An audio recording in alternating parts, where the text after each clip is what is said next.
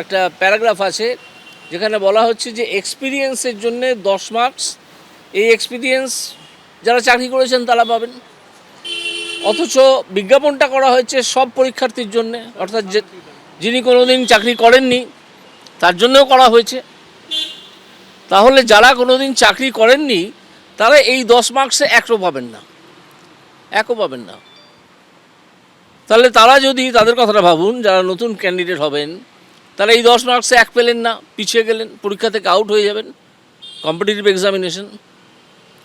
দ্বিতীয় হচ্ছে, পরের বছর যখন আবার তারা বসতে যাবেন আবার সেই কিছু পাবেন না ওই 10 নম্বরের, কারণ তারা তো চাকরি পাননি, তাদের 1 নম্বরও তাদের ভাড়ারে জমছে না এক্সপিরিয়েন্স। তৃতীয় বছর সেখানেও ভাড়ারে কিছু জমলো না, চতুর্থ পঞ্চম ষষ্ঠ তার মৃত্যুদিন অবধি তার ভাড়ারে কিছুই জমলো না। এটা কী ধরনের আইন হলো ডিসক্রিমিনেটরি আমি বুঝতে পারলাম না, এটা কেন করা হলো।